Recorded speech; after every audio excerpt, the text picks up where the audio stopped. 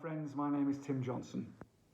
In this video today, I want to quickly talk about anger and resentment and its connection to relapse.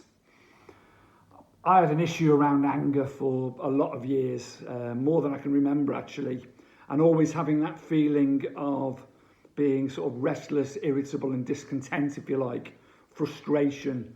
It was always lurking underneath the surface somewhere. But I was very quick to anger and always sort of held a grudge, and it was especially in the industry I was in the hotel and catering industry and nightclub industry. It was very fast, very high pressure, and it was always lurking near the surface, that frustration and anger, because I was always trying to control things, as most addicts unsuccessfully do. They spend most of their lives fighting against life, if you like, and trying to control things that are absolutely beyond your control. And that, of course, leads to frustration, resentment, anger.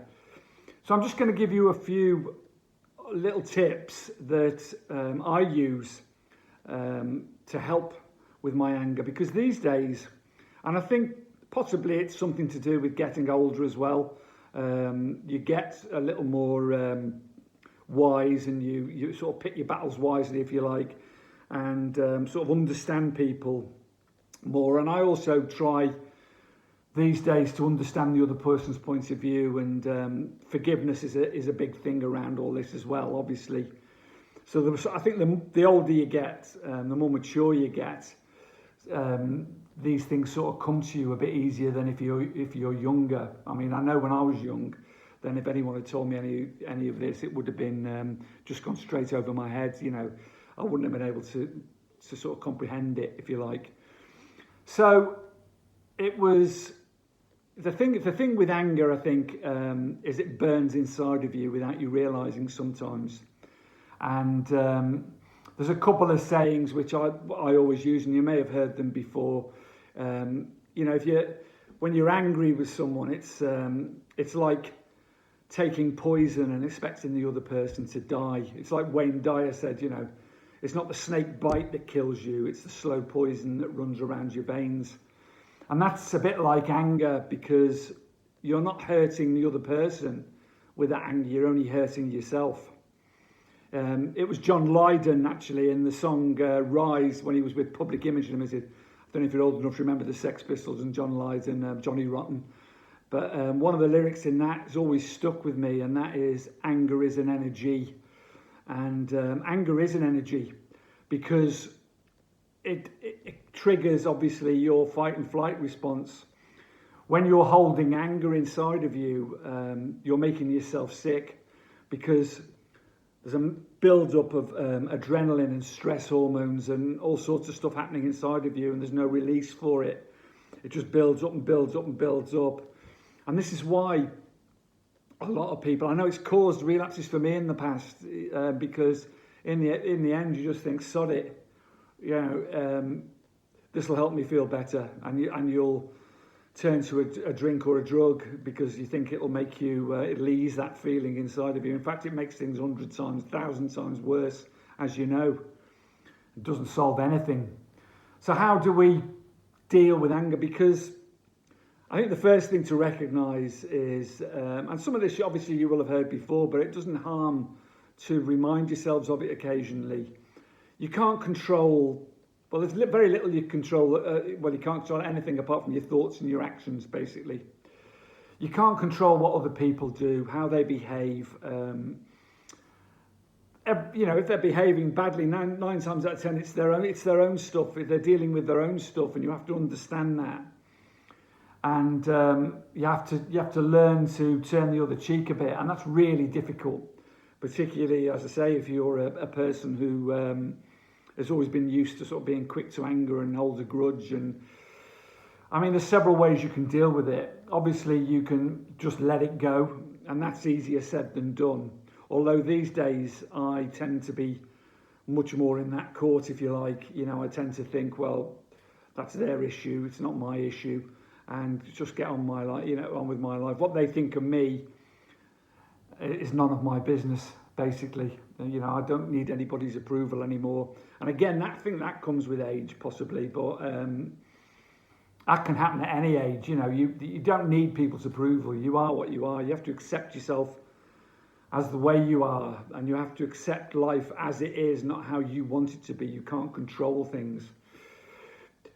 You see, you can't control what other people do, but you can control how you respond to it. You can control how you respond to anything. So, you know, how you deal with a situation. If you want to hold on to pain and anger and frustration and rage and all of these things, then you have to realise that you're only damaging yourself. So there's a couple of ways you can go with this. You know, if it's someone's behaviour that's upset you, you can stop, take a time out. As soon as you get a chance, take a breath and think about it. Don't snap back in anger. This is the first thing to realise, because there's many sort of hurtful things said in the heat of the moment that you can't take back. So the sensible thing to do is to distance yourself, first of all, from that issue. Take some time out and take a breath and have a think about it. And, you know, what do you want to do? Do you want to let it go? Take a breathe in, do a bit of meditation, do a bit of yoga, chill out a bit. Let that adrenaline settle down and let that calmness sort of seep over you. And then decide what you're going to do. Is it worth letting go? Or do you want to perhaps challenge that person with the behaviour? You know, and then you don't sort of accuse and say you say I, basically. I feel like, you know, you don't sort of, you know, you make me feel, you say I feel like, when you use that behaviour, I feel like this. You explain to them how it feels and how you're feeling, and let them process it and deal with it. And I've always found that, or lately I've found that the best way to go. Believe me, I'm not perfect by any means. I've got a neighbour upstairs who's loves to. He's one of these people who can't put down a screwdriver or a drill or a paintbrush or a hammer, and he's constantly chipping away at something, you know. Which, and I have to realise, you know, because a lot of the time he's fine and all the rest of it. So he's just had some work done on, which he warned me about, because in the past, when I was addicted to drugs and alcohol, me and him have had some fallouts, let's say, you know. And I think now these days he likes to warn me first before any work gets done. So he hired these two builders, and like the Chuckle Brothers. I don't know if you know about the Chuckle Brothers. They're an English comedy double act. The worst builders I've ever come across, and they sprayed all my balcony yesterday with plaster, paint, stones, and I cleaned it up, kept my serenity, you know, because he did warn me, fair play. And I asked them if they'd finished making a mess, and they said they had. So I went out 2 hours later, and the same mess waiting for me again. So I don't know if it was lost in translation, but it gave me a chance to test my serenity and test my skills at letting it go. And I had to let it go, because there's nothing I can do about it. It's done, wasn't it? So I just cleaned it up again. So, but the thing is, this morning, and this is another important point, this anger is an energy business. You can use it as a fuel. This is the thing about anger. You have to burn it up some way. You either have to dissipate it and let it go calmly, like I said, by taking a breath and maybe challenging the other person, or and letting go of control, if you like. Or you can burn that anger up and use it as a fuel. And I love to do that as well, because this morning I went to the gym really early. It opens at 7 o'clock this morning. So, because I sort of held on to this bit of, I had a look out my balcony again this morning, and there was a few bits and pieces that they'd left again. So I thought, I need to get rid of this feeling inside of me, because it just grows and grows and grows and poisons you. And this is what leads people to think, sod it, you know. And it's an excuse, isn't it, you know, to go back to the bottle or go back to drugs, or it's just an excuse, or your mind will convince you it'll make you feel better. Instead of that, use it productively and use your anger as an energy. So I went to the gym this morning and I gave it an hour and a half of some real, I can't even lift my arms up. You know, but I tell you, I feel great. all that anger and all that resentment and all those feelings have disappeared. So exercise is your friend, basically.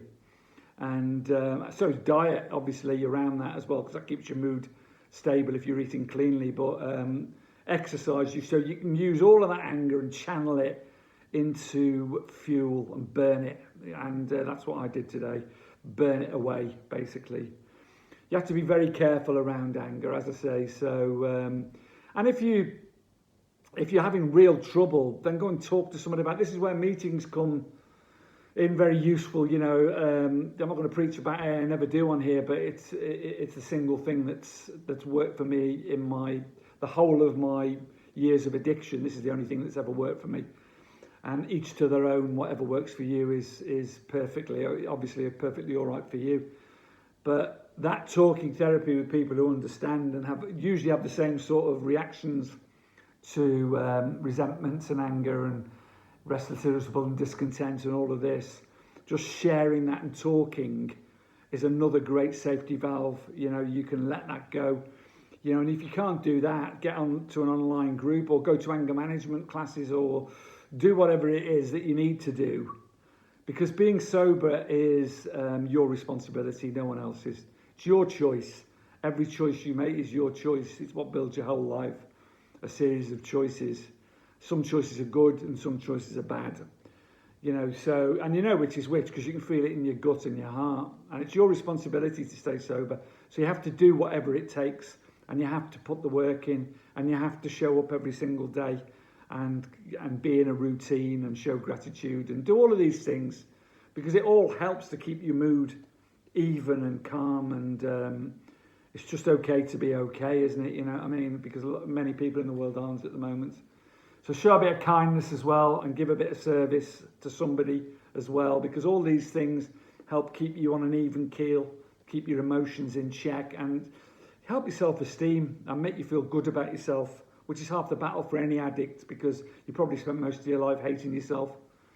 So they're just a few little tips on anger. Take a breath, take some time out, let go of control, know what you can affect and can't affect, which is nothing apart from your thoughts and your feelings, your thoughts and your actions, and also use exercise as your friend. Carpe Diem, much love to you all. Keep fighting, stay strong. Bye-bye.